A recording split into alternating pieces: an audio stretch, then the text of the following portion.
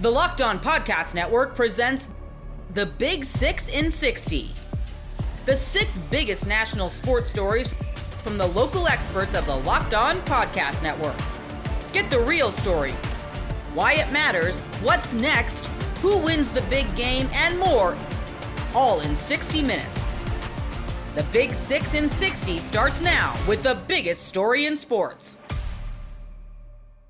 The J.J. McCarthy era in Minnesota has arrived. You are Locked On Vikings, your daily Minnesota Vikings podcast, part of the Locked On Podcast Network, your team every day. I am going to start this with a story. If you have followed me for a long time, you know that a couple years ago, I wrote last year, I wrote a feature for Wide Left on J.J. McCarthy and his path to the NFL. Something I like to do a lot for players. And in it, there's this moment that's sticking out to me tonight, which is in the college football playoff in his second season, 2023 season, against TCU. A lot of you might remember this game from J.J. McCarthy. This might have been the first time a lot of you ever saw J.J. McCarthy if you didn't watch Michigan all year that year. And he threw a really, really nasty pick six to TCU. In fact, he threw 2 really terrible pick sixes to TCU, and they would end up losing that game. But if you ask J.J. McCarthy about that game, he'll tell you that the lesson that he took from that one was not necessarily about those pick sixes, but rather what happened after them. That Michigan clawed back and made that a game at the end, if you remember.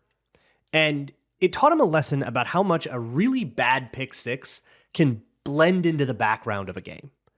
How one bad play never has to define your entire night. And boy, did we see that lesson show up in this one. I don't think we need to hold anybody to account for whatever they posted online, whatever they said to people around them, or whatever they were thinking when J.J. McCarthy threw an absolutely horrific pick six to former Vikings cut Nashawn Wright to bring the Bears lead to 17-6 before or coming out of halftime in the third quarter. And it was 17-6 well into the fourth quarter, up to 12 minutes left in the fourth quarter. It felt so done. And I know you all felt it. There are very few people out there. I'm sure there are some that just keep faith to the last second, but I'm sure there are very few of you out there that felt like, yeah, we got this. But the lore of this game is already coming out. J.J. McCarthy, or Justin Jefferson and Kevin O'Connell have already talked about a couple of the really fun moments about what they said to each other at halftime or whatever, and how the vibe was always that J.J. McCarthy felt like he had this. He never felt like, oh, woe is us, we're going down. Like we as fans probably did, and I don't hold that against anybody at all, because it felt bad. The Vikings started this game 4 of 5 3-and-outs to start halftime. Their 6th possession, when they had gotten first downs once, it was a singular field goal drive, and it was most of the yardage was from a pass interference. Then at halftime, they get the ball back with 20 seconds, thanks to a timeout that I was kind of skeptical of, because I thought that they would just kneel it. They were on the 30-yard line. They had 20 seconds. It wasn't really enough time, and J.J. McCarthy had been playing poorly. But they found it. They threw one deep to Jalen Nailor. J.J. McCarthy found it. Nailor barely doesn't get out of bounds. They have to use their final timeout and kick a 59-yarder, which is Will Reichard's career high.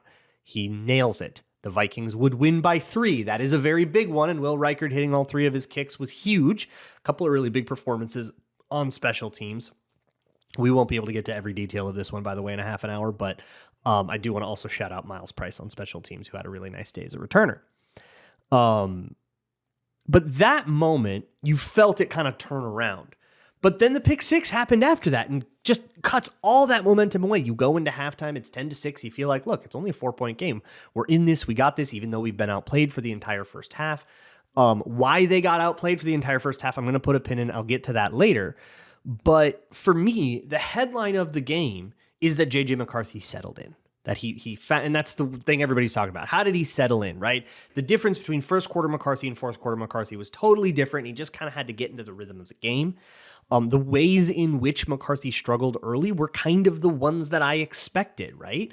That pick six is a heat check that so many young quarterbacks throw in their first couple of starts. An exact thing, right? There's a speed out, there's a cornerback jumping it, and in college, you could always zip that thing in there. That corner was never fast enough to jump it, and in the NFL, suddenly that dude's better than you're used to. And you have to have the discipline not to throw that. You have to recalibrate exactly what open is to you, because in the NFL, it's different than what it is in college. But the real key is, after you do that, can you bounce back? Kevin O'Connell said it on the podium after the game. You know, a lot of teams would pack it in after that. That was an absolute haymaker from the Bears. A left hook right to the eye in a game you were already losing. A lot of teams would say, well, not our night. Okay, one of those nights. Everything that can go wrong will go wrong. We'll lick our wounds and we'll try to, forget it quickly on a short week, right? And I had my 3-segment structure for this show like ready to go. Like I was so ready to be like, okay, here's what went wrong, offense, defense, and then I was gonna kind of have a cope angle about how this is the growing pains of JJ McCarthy and we should be patient and all that. And it turns out the patience we needed was just like for the rest of that quarter, because eventually JJ McCarthy found it. After 2 more 3-and-outs, the Bears had a big, long drive where they just dunked it all the way down to reasonable field goal range. And then they took a holding penalty and then an incomplete pass and then a grounding call. All of this led to a 3rd and 30. And it was just enough for the Bears that they could just get a little bit of their yardage back so the field goal could be reasonable again. And then Cairo Santos missed the field goal. Horrible day for him in Chicago. From that moment on, J.J. McCarthy took it over. He cans into a zone run that Jordan Mason gets a decent gain on, and it just kind of keeps on rolling from there. He hits Justin Jefferson on an out with a blitzer coming into his face. And then a couple plays after that, he hits Justin Jefferson in the end zone in a very tight window. He just zips it in there. That's what he does the best. Zip one over the middle into a tight window. That is what he always did in Michigan. And it's a touchdown. A few plays later, after a 3-and-out from the Bears, the Bears punt it back. There was a great return, or I think this one was the blocked punt from Eric Wilson. Again, a lot of big heroes on special teams. Eric Wilson gets in and gets not a full block, but he gets enough of the punt where the punt's really bad. Ball's at the 50. And a few plays later, McCarthy hits Aaron Jones on a stutter and go to the running back. Beautiful throw for a touchdown, for a 30-yard touchdown. And suddenly the Vikings are in the lead. They hit the 2-point conversion after that to Adam Thielen, his only catch of the night. And it's suddenly 20-17 Vikings. And the Bears are falling apart. Caleb Williams is falling apart. And the exclamation point is the zone read rushing touchdown from J.J. McCarthy. It's 3rd and 1. The defensive end, I think it's Daya Odengbo, who had a great game, but he totally does not respect the J.J. McCarthy running threat. He plays it way too far inside, basically cheats it. So the way that you want to play that as a defensive end is you're trying to surf the backside tackle, or the backside blocker. So sometimes you put your hand on that guy and you kind of stay tight to him, and then keep your eyes on the exchange and then try to chase whoever has the ball. But against faster quarterbacks like Lamar Jackson, actually the broadcast made a really good point about this for Joey Bosa against Lamar Jackson on Sunday Night Football.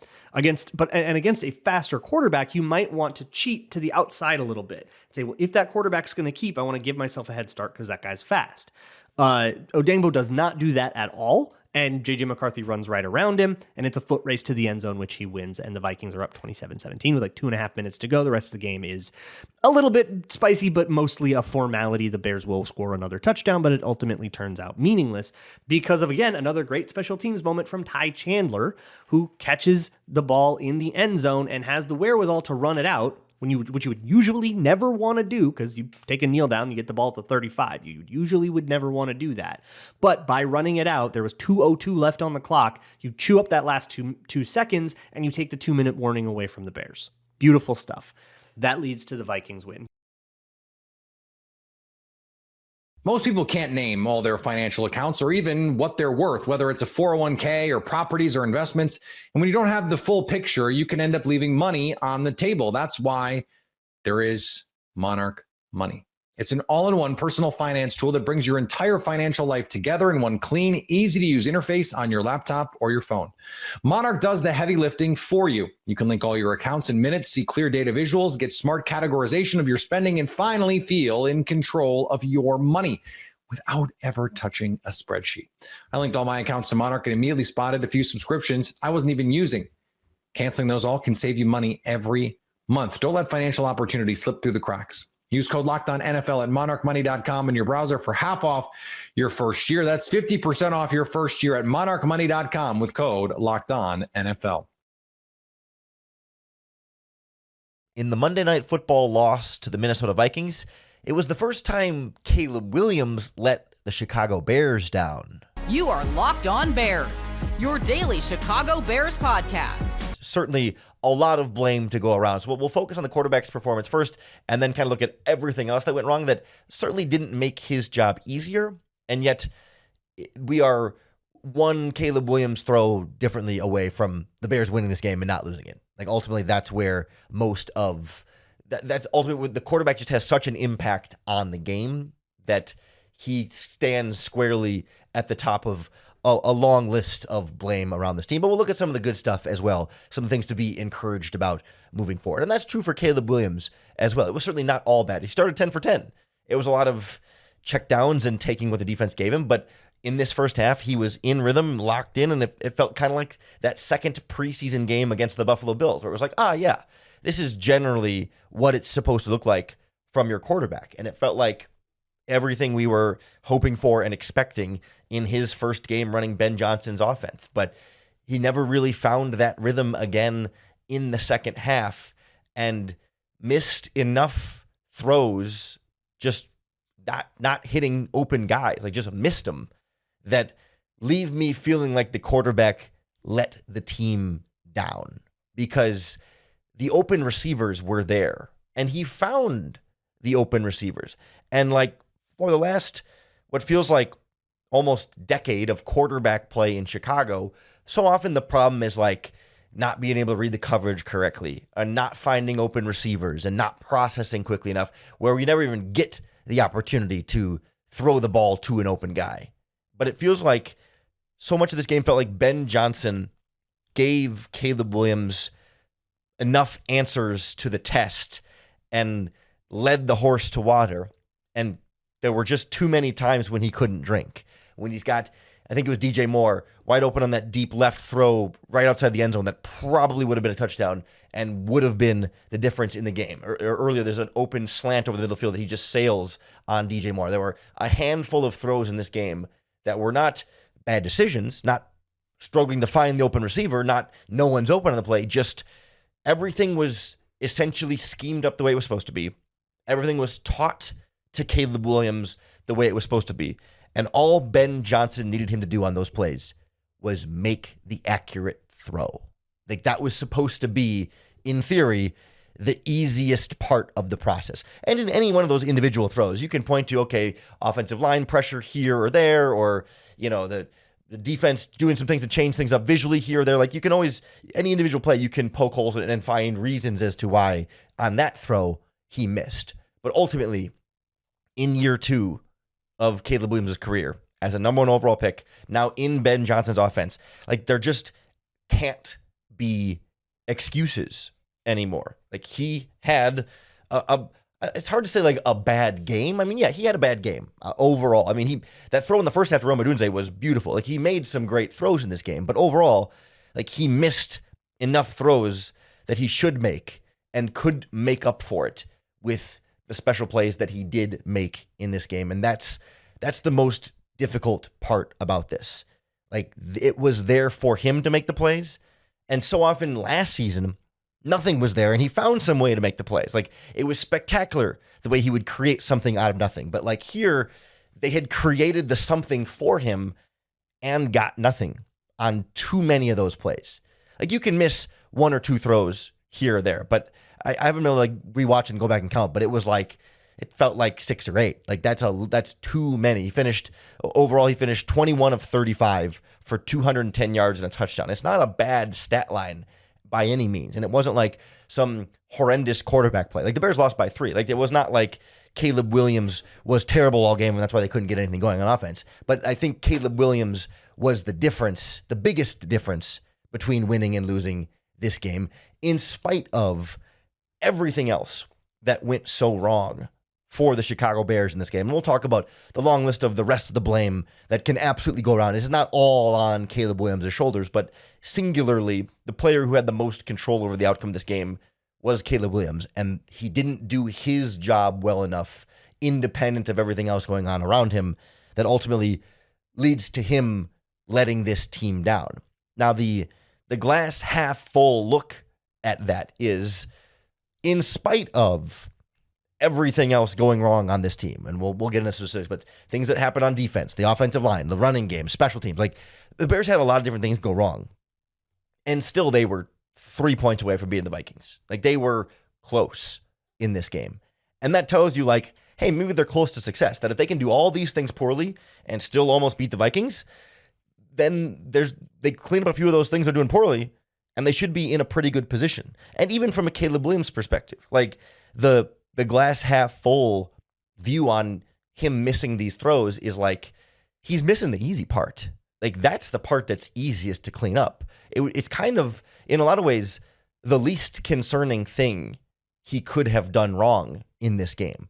Like, I don't remember very many, if any, just throws in this game that were bad decisions. He didn't put the ball in harm's way. There was never those like, holy crap, why did he throw it there? What is he thinking on that play?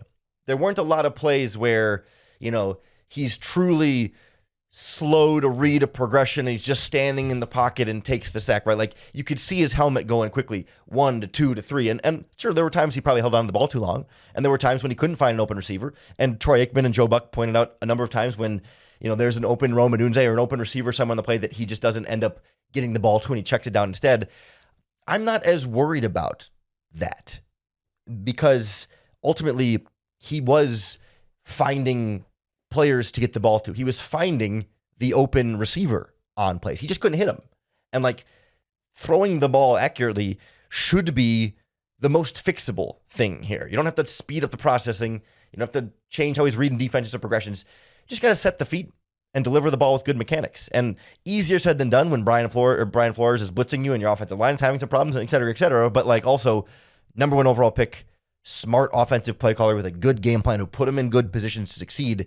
And he wasn't able to fully maximize those positions where he was able to succeed, despite everything else bad going on around him. So I am by no means panicking about Caleb Williams.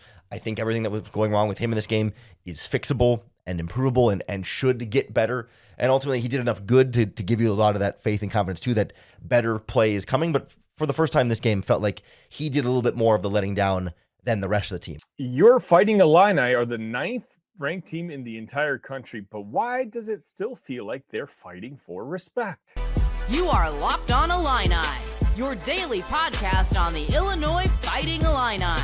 Part of the Locked On Podcast Network, your team every day. Illinois football won a convincing 45-19 victory over Duke on Saturday, and I started watching some of the post-game shows and reading the recaps online, and a lot of it was, Illinois won, but ...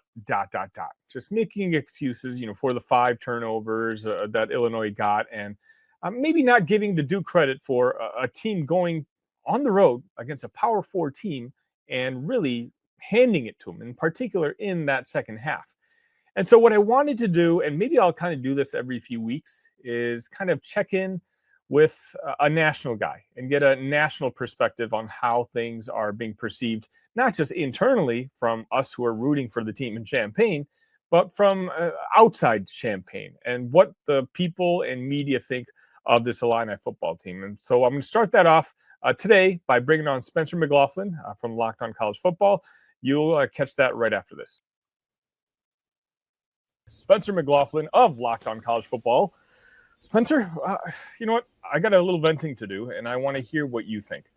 This Illinois football team won 10 games last year. They beat an SEC team that many said should have gone to the college football playoff last year. This year, in week 1, they have a 48.5-point spread against Western Illinois, and they cover that spread. Immediately after that game, the Vegas releases the line for Duke, and it's 2.5 points. A lot of people thought that was disrespectful, and they followed that up by saying many of the experts, not you and I, but many of the experts were taking Duke minus 2.5 points.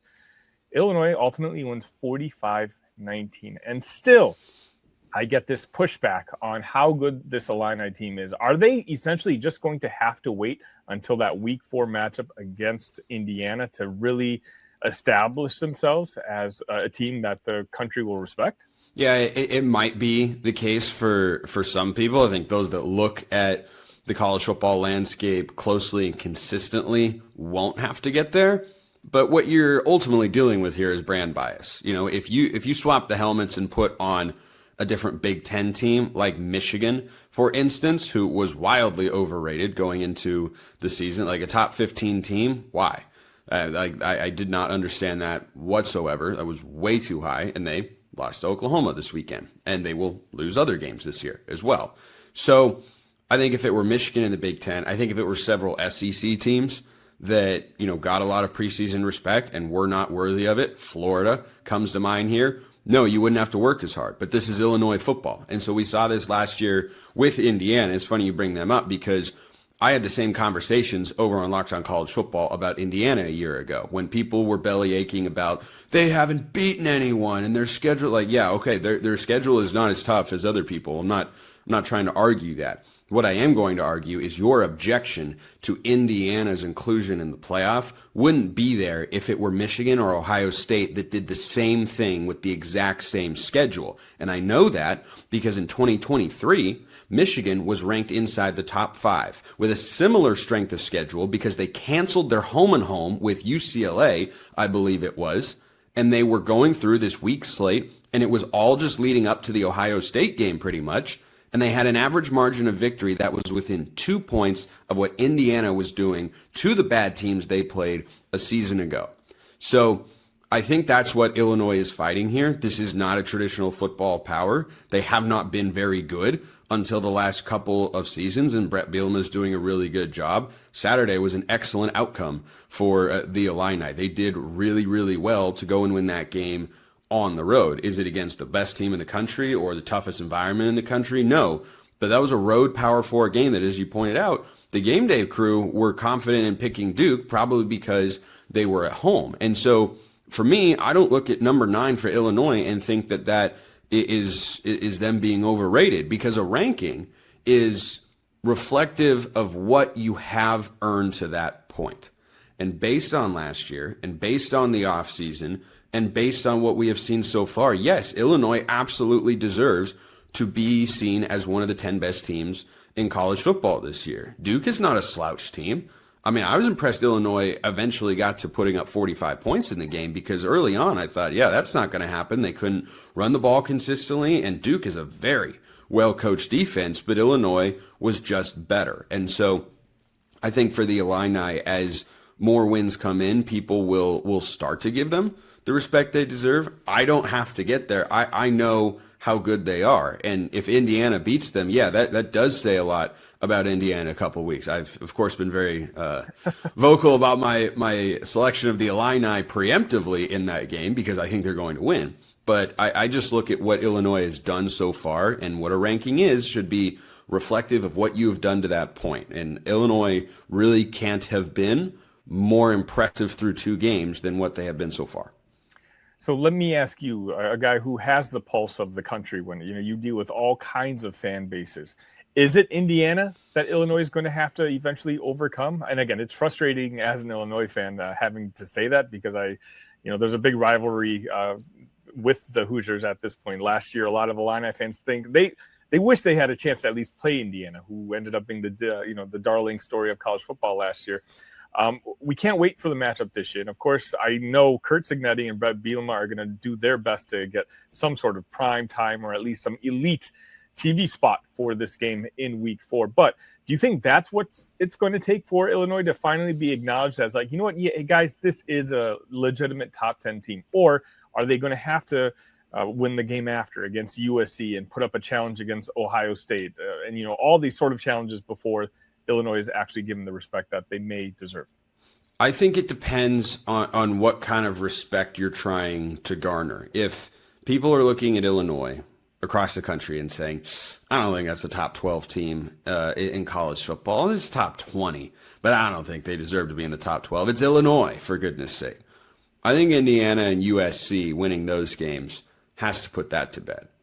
But when you talk about being one of the 10 best teams in college football, especially with all the programs the SEC has ranked at the moment, some of whom I think are overrated, but that's just standard operating procedure at this point. If you're trying to get there, then Ohio State's going to be the benchmark that you have to clear. And I don't think it has to be a win. I don't think they'd have to beat Ohio State to gain the national perspective and respect that they deserve as one of the top 10 teams in all of college football. But you can't get worked in that game. You can't have, what Indiana kind of had last year. And that game with Ohio State was more competitive than people remember. Ryan Day was just in his feels and ran the score up there at the end. But, that was a game kind of like Penn State and Boise State in the college football playoff. Like, yeah, you look at the final score. Oh, they won by 17. And then you go back and watch the game and realize, yeah, that was a competitive game. It wasn't, a nail biter at the end. It wasn't Bills Ravens from Sunday night, because what a game, Wow. It wasn't something like that. But it is fair, I think, to look at, what they do against Ohio State as the measuring stick of, okay, are they that team? Are they that good? For me, I think if you split with USC and Indiana, you should still be seen as a top 15 team. If you go 2-0, you should be top 8. You should absolutely be in maybe even in the top 6. Quite frankly, depending on what other results happen out there. Because I think USC is pretty good, and they've looked pretty good so far. They haven't been tested. I think Indiana's good, not great. I think they're a pullback team from last year, but they're still a good, I think, top 25 caliber team this season. So you win both of those games, it's hard to overlook the Illini as like, yeah, this is a top 10 team in college football. But then the Ohio State game, I think, is going to, kind of be the first time that a lot of people seriously tune in to watch the Illini play. It'll be, oh, yeah, that's right. I've kind of heard about that Illinois thing that's going on there. And I think that, I don't know what to make of them yet. And then you're going to watch them against Ohio State. And if they lose the game by 20, 30 points, it'll be, see, they're just another Indiana. Don't have a hard schedule. Just going, it'll be that sort of thing. So, I get back to your question of, what do they have to do? I think that depends on what exactly you're trying to accomplish. But to stay in the top 10, yeah, you have to win. But you have to win both of those games, I think, to gain that level of respect. But to be viewed as, hey, this is not just a team that could get into the playoff because of easy schedule and its record.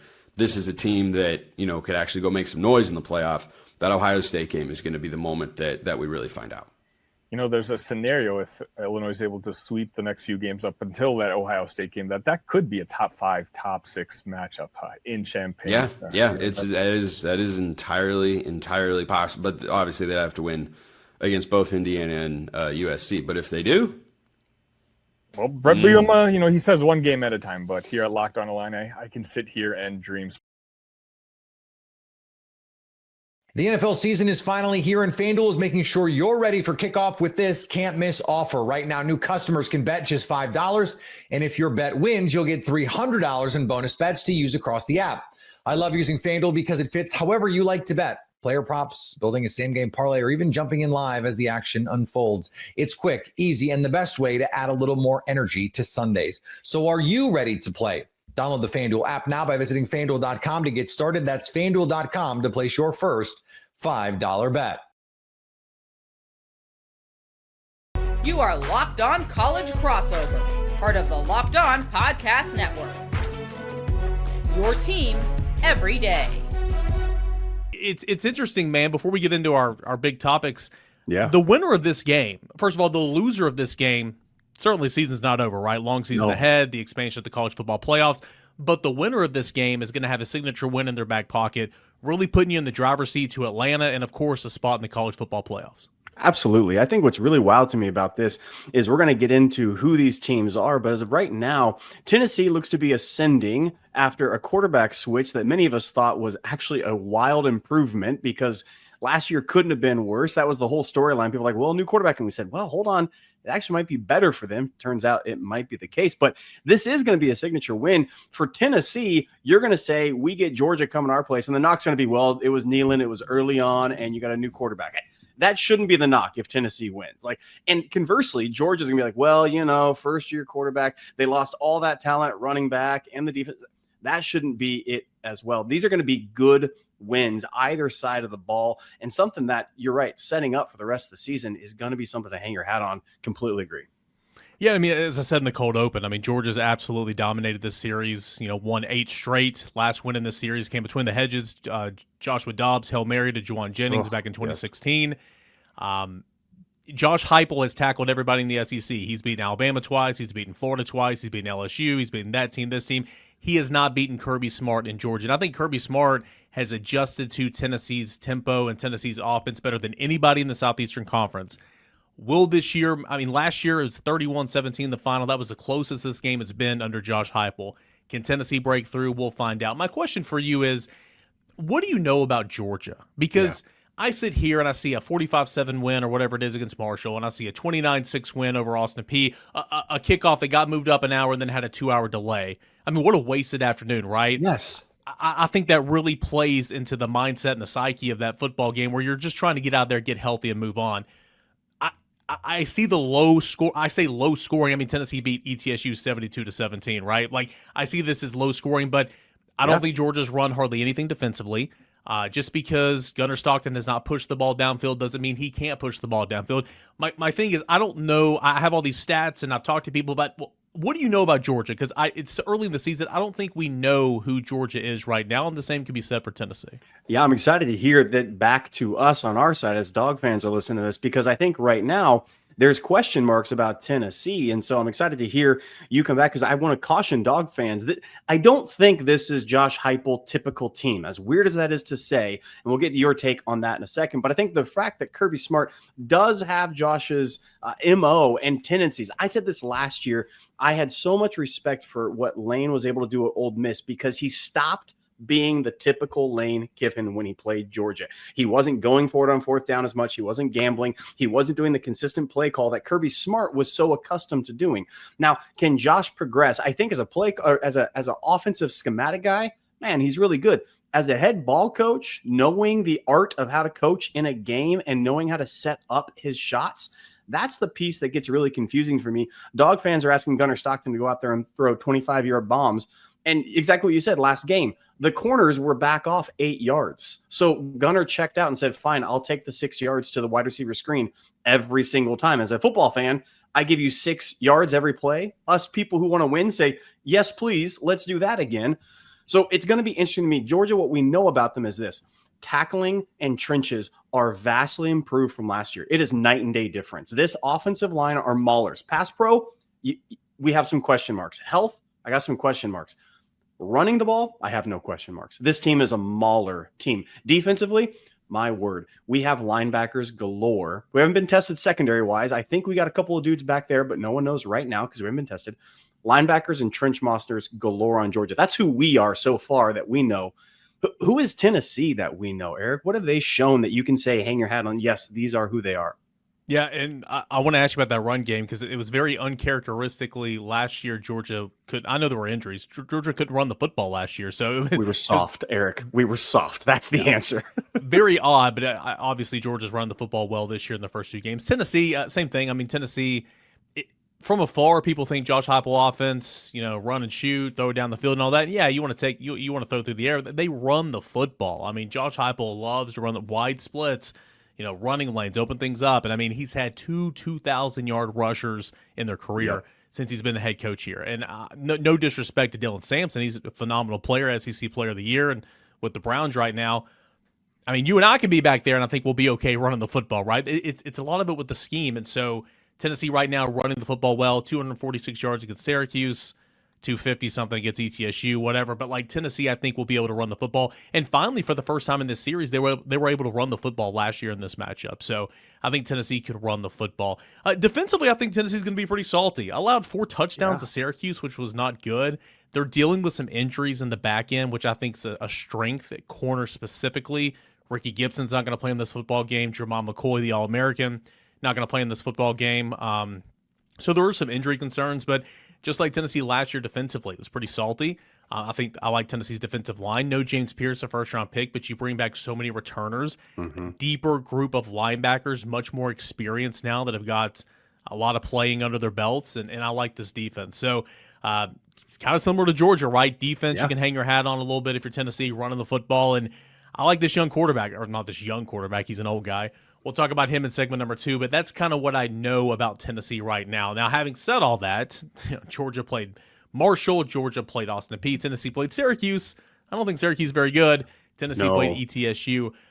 I think there's more wrinkles that we haven't seen, and I know that there's a lot more, especially defensively for Georgia, that is not on tape right now. We have had 0 blitzes from the linebacker. Chris Cole has a sack from us. Those linebackers are not coming downhill except against the run. It's been man coverage, cover 3, maybe some blanket with cover 4, double brackets, but it's been vanilla as it comes on defense, given nothing so far on tape. That is abundantly true. And I think the same thing with Tennessee. Syracuse, you guys were able to handle them because Syracuse isn't that good. I'm not taking away from the win. They're just not that good. And what it was kind of a playground rules game out there with a couple of those toss-ups that they had. Those shots that were taken were true shots, so to speak. Yeah. But you're right. The identity of this game, I saw somebody in the national media say 47-40 is my score prediction for this game. It's going to be a shootout. And I said, you have not watched a single lick of football to save your life. If this is going to be 17-20 is like the top end of what I think this score is going to be. It's going to be a much lower. Take the under is going to be my but yeah, segment 2 we'll get to that maybe a little bit more. Yeah. We'll definitely go through the picks. We'll talk about the line over at FanDuel, which, spoilers, I mean, if you're living under a rock, that line continues to come down and down and down and down. It's wild, man. It's pretty crazy.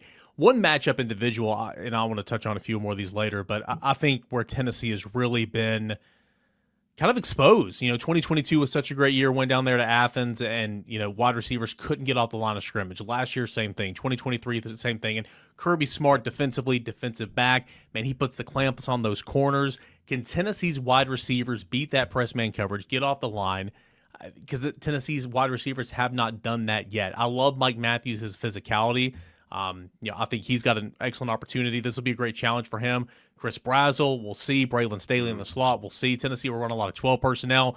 But in years past in this matchup, Georgia's corners specifically had just put a beating, very physical, and that's good. I mean, that's what you want in a big-time game. Tennessee's wide receivers have not adapted well, and hopefully Tennessee, for Tennessee's sake, can do that. But I'm intrigued to see that individual matchup out there on the perimeter.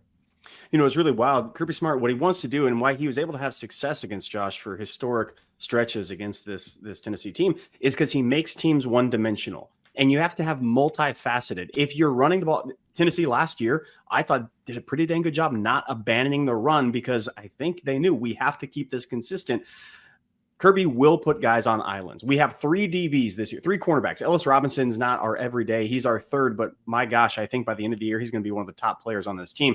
Everett's healthy. Daniel Harris is back. Those guys are good. I'm looking at some stats right now. Tennessee's wide receivers is over 86, 85 on Pro Football Focus ratings so far in the first couple of weeks. They're feasting on zone coverage and cushion. Well, yeah, you're right. Kirby Smart says, we're not going to play that game. You're not going to beat us off the line. It's physicality through and through. So and then he's going to make 6 guys cover the run. So yeah, fine. Get the wide splits, spread us out. I'm going to have 4 guys down, 3 guys down with a couple linebackers, and they're going to have to stop any run game. Can Tennessee capitalize on those instances? I'm really curious because I'm looking at film of the cornerback, and I got to say this for Tennessee. You guys got depth in defensive backfield. Like I thought for sure with the injuries to the corners, oh man, let's feast. I watched the game. I said, oh, never mind. Those guys can still ball. I mean, I say it's shocking because as a Georgia fan, I'm not watching Tennessee each week. I'm really impressed with what they did. Georgia's renewed and brand new makeover in the wide receiver room. We saw Colby Young start to get a little bit of motion going. Talon Taylor, a freshman. We have a number of guys. Zachariah Branch, Georgia's never had a guy that speedy on this team before. And I thought, oh man, there's our matchup nightmare. And then I go, oh, it's closer than I thought, Eric. It's interesting, man. Again, Jamal McCoy, All-American, out. Ricky Gibson, who I thought with a good year would probably go to the NFL this year. He's going to be out. And thank God for the spring portal, man. I know it's probably going away, but, I mean, you go out and get Colton Hood from Colorado, who they wanted some depth, and then they're like, wait, no, this guy can play. Yes. And if everybody was healthy, he was going to play some corner, probably play some star. I mean, he was SEC defensive player of the week in week 1. He's been great. Freshman from the state of Georgia. This is how impossible it is to rate guys in the state of Georgia or Florida or Texas or California for that matter, Louisiana. Ty Redmond was like 85th in the state. Like, he's going to take his lumps on Saturday. He'll win some, he'll lose some, but the dude is starting and playing at a high level for Tennessee right now at corner. Most people can't name all their financial accounts or even what they're worth, whether it's a 401k or properties or investments. And when you don't have the full picture, you can end up leaving money on the table. That's why there is Monarch Money. It's an all-in-one personal finance tool that brings your entire financial life together in one clean, easy-to-use interface on your laptop or your phone.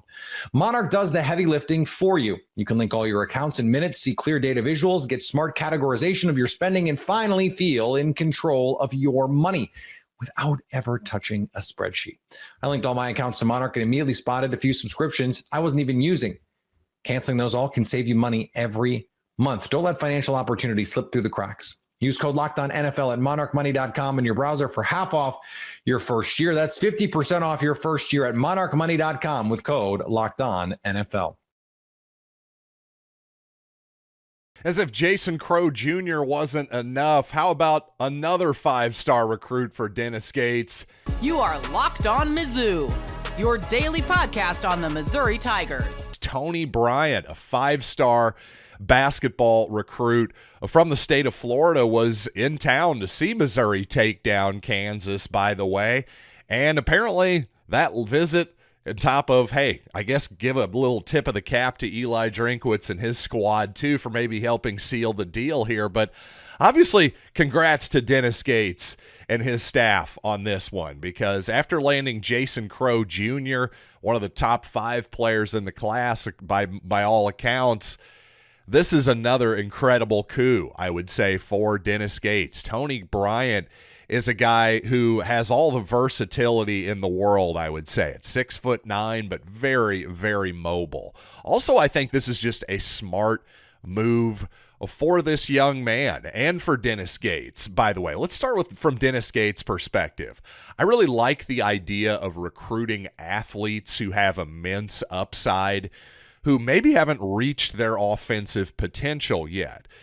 Because while obviously there's a real balance there, I think Dennis Gates has shown that he can take guys and him and his whole staff can take guys and make them into better offensive players, make them into better shooters. Look at what he did with Sean East. Look at what he did with Kobe Brown. Sean East was basically a non-3-point shooter when he got here. Well, by the time his senior year here, he was actually a pretty doggone good 3-point shooter. So, again, obviously a balance in terms of recruiting by saying, hey, I just want guys with immense upside. I'll try to figure out the offensive side later.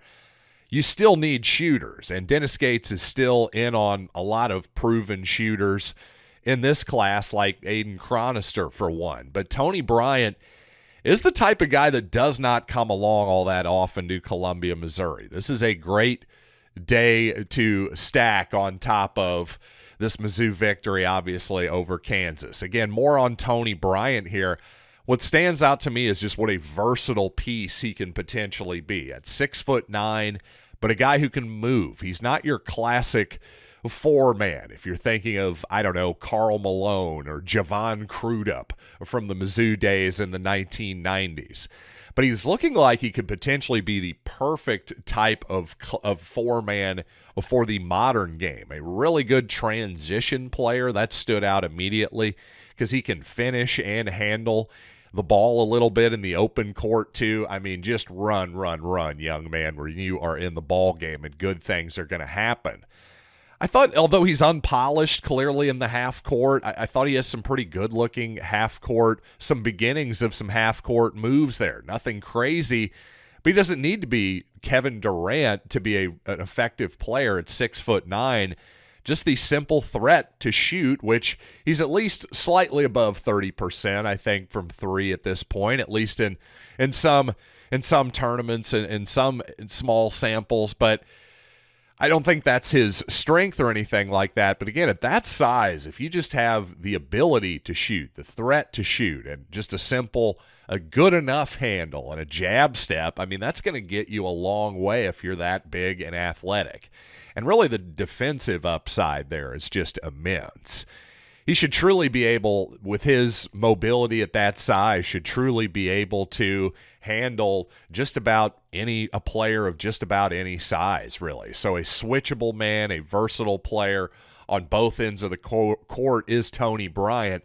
I will say this, even though Bryant is a 5-star, Jason Crow Jr. is a 5-star, I think Jason Crow Jr., there's a really good chance he comes in and starts for Missouri immediately. At the very least, he's going to be an important part of the Missouri rotation the second he steps foot on campus. He's just that good of a scorer, number one. I think that is going to translate immediately even into the SEC. But I think Tony Bryant, like 95% of freshmen, may take a minute to work his way into the Missouri rotation because, again, despite that immense upside that I just described for you, I think he's a little bit unpolished, and that's okay. That's not an insult.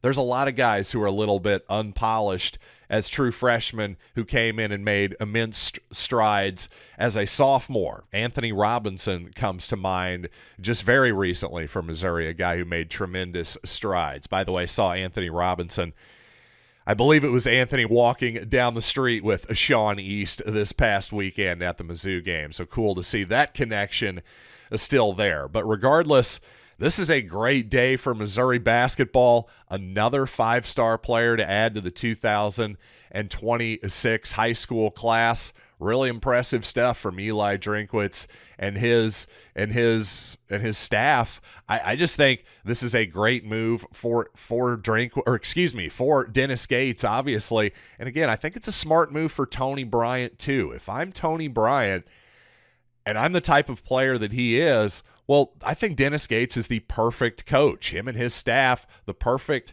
guys to get the most out of my game, to polish up my offensive game and make me into a potential NBA prospect, because that's all he really needs. Just to recap, Missouri 25 in the AP, 26th in the coaches. But you know what? The advanced projections seem to like the Tigers more, like S&P Plus, for example.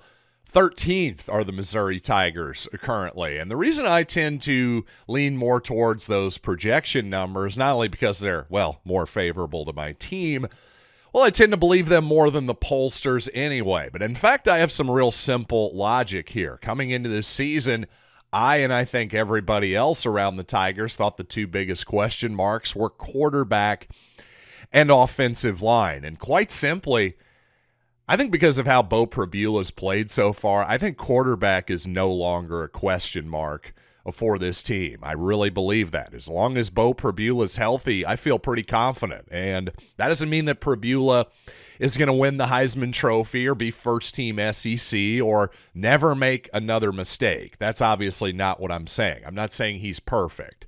I'm saying the idea that, oh no, we don't know what we're getting out of the quarterback position. I think I have a pretty good idea of what I'm getting out of the quarterback position at this point. First of all, I think I'm getting a gamer. I think I'm getting a guy who knows how to run the football. I'm getting a guy who has great touch, by the way, on intermediate out routes and can actually sling it when he needs to as well. One thing that kind of stood out to me just watching between plays, when Matt Zollers and Prabula were warming up on the sidelines, I didn't think there was that much of a noticeable arm difference there. And I know Matt Zollers has got as much arm as you could possibly want.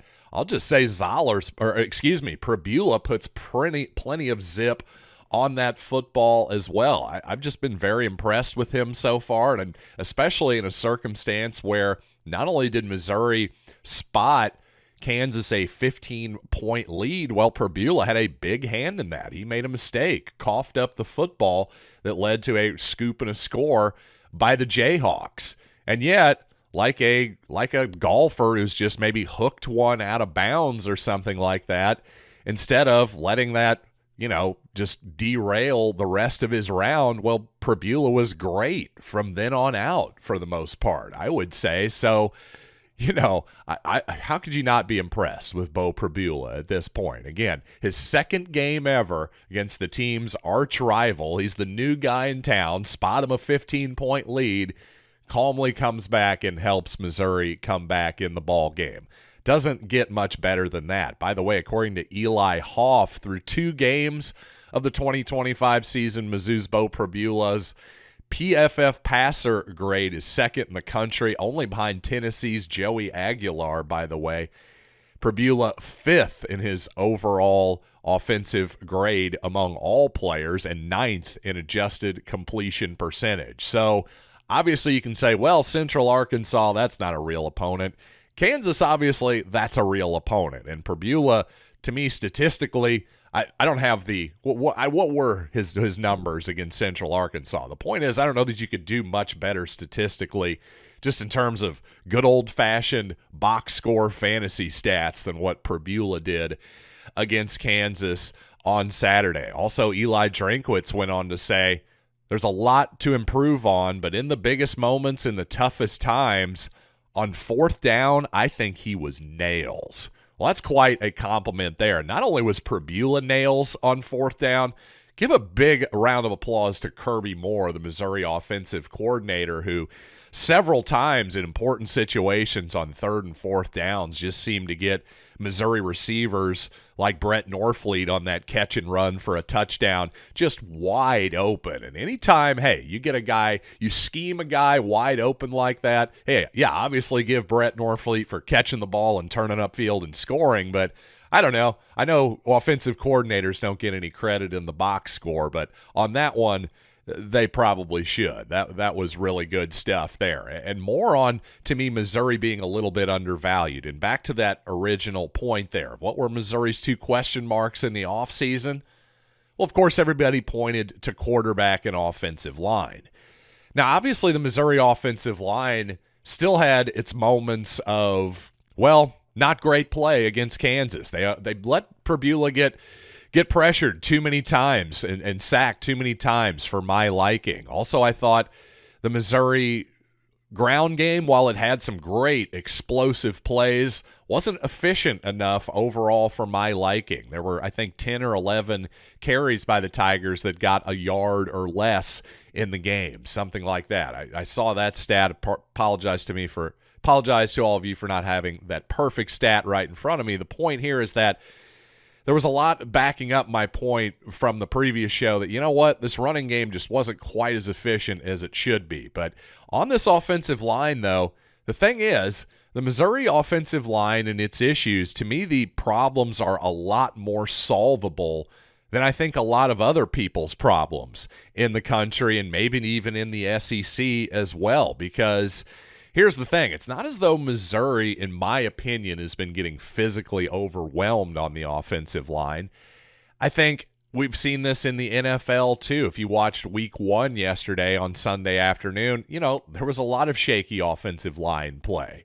I think that's kind of par for the course.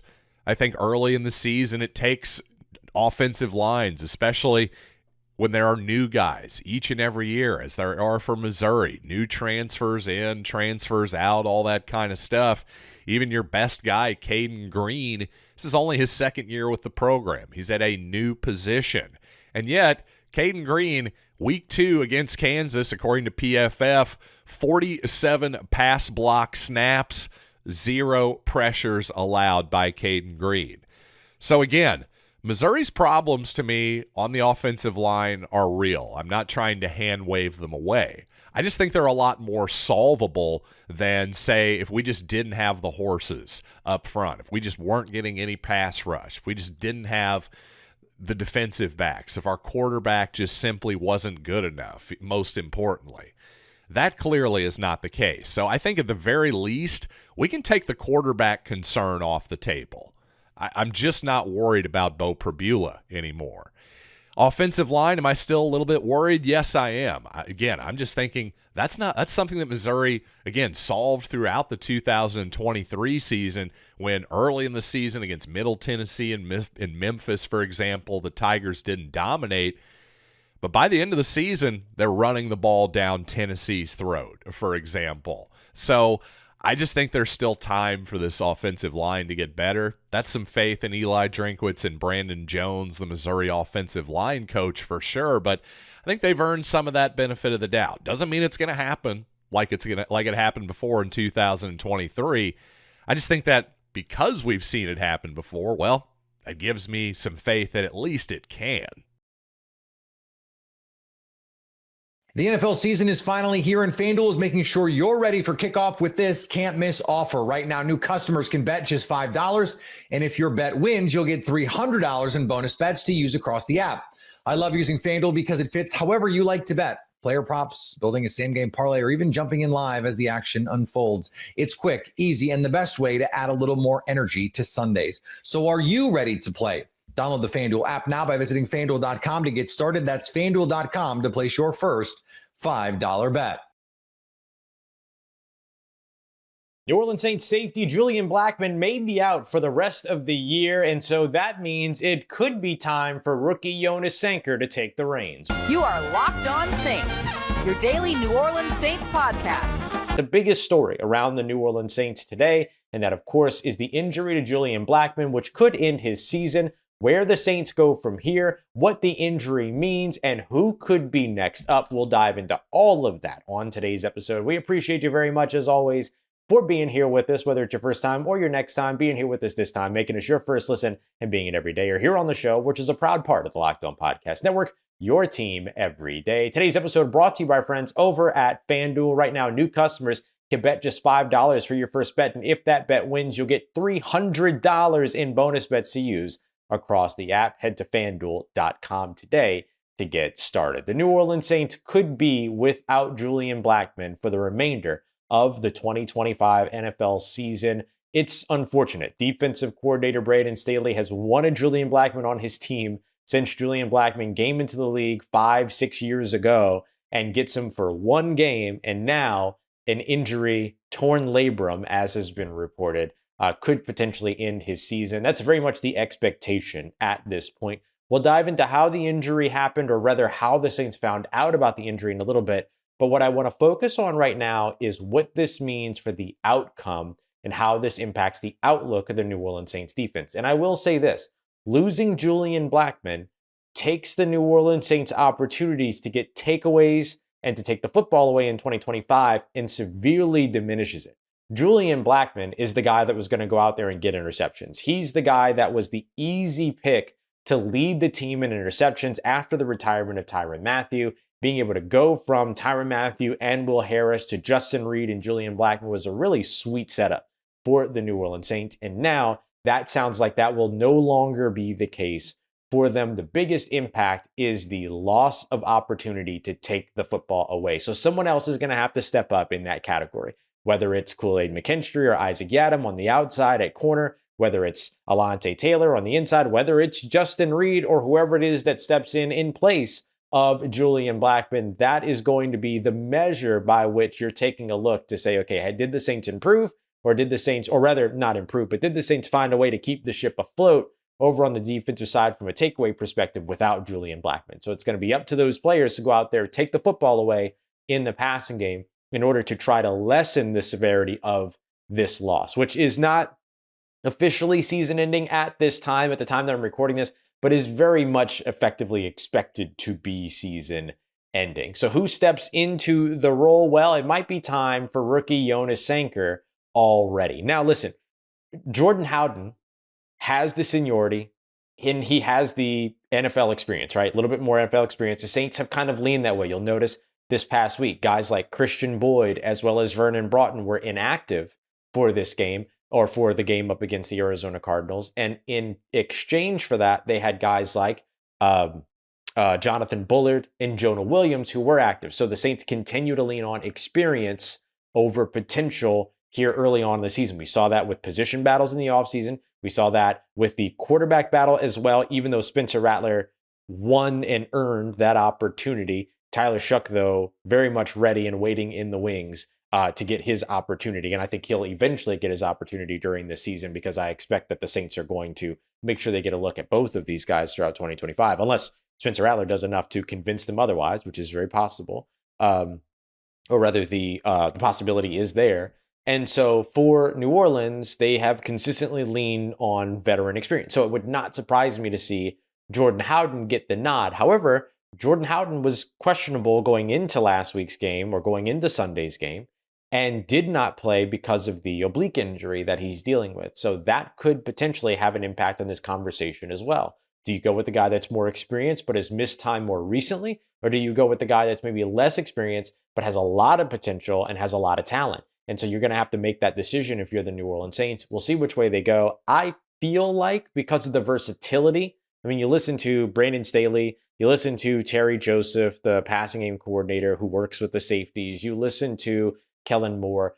Every time that they talk about the safety position, what's the first thing that they highlight? They highlight versatility, the fact that these guys in Julian Blackmon and Justin Reed can cover, but they can also come down and make tackles in the box. You hear other players talk about them as well.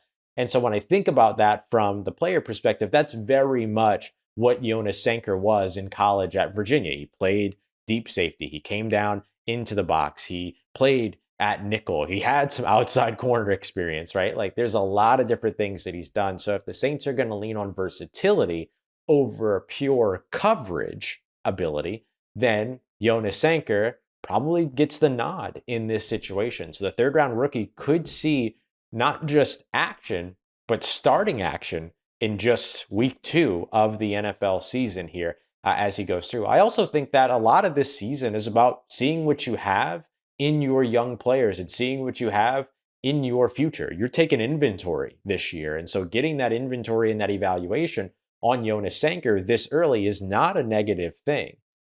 Does it stink to not have, if you're the Saints, to lose some veteran experience at a very important position? Of course, 100% it does. But if you want to take a look at an opportunity that comes from this, here it is. A chance to get a look at a guy that you invested in highly with a top 100 selection in the third round of this year's NFL draft. And now you have the opportunity to potentially get him out on the field and get him active here very early. We'll see which way the Saints go with it. I asked Kellen Moore if they knew already where they want to go. It sounds like they feel like they have a lot of options. And so they'll kind of see what it is that they want to do with their game plan this weekend and then maybe make the decision based off that, I imagine is what's kind of hanging in the air. But I have a sneaking suspicion that the Saints know exactly what it is that they want to do. They're just not going to tell me. And that makes perfect sense. They're not going to tell anybody because they want that to be kind of under wraps. But we'll get a better idea of it as we go on throughout the week. And we'll see kind of where things go as we hear more. Now, this injury was a surprise one because Julian Blackmon did 100% of the snaps on Sunday's game up against the Arizona Cardinals. We asked Kellen Moore about that. He said basically what happened was that Julian Blackmon got home on Sunday night and then realized that what he was feeling wasn't soreness, but might be an injury. Went in Monday morning, got checked out, and that's where they found the shoulder issue, which has been reported as a torn labrum. And so with that, that's kind of the way that it works out. Adrenaline is a really special thing, I guess, in some situations, right? We see this with NFL players sometimes where they don't realize that they're hurt until they get home later on in the night. And then they go, oh, that's not sore. Like that's a problem. And that sounds like that's kind of what happened here for Julian Blackmon. So overall, an unfortunate situation, but an opportunity to potentially get an early look at a promising young rookie.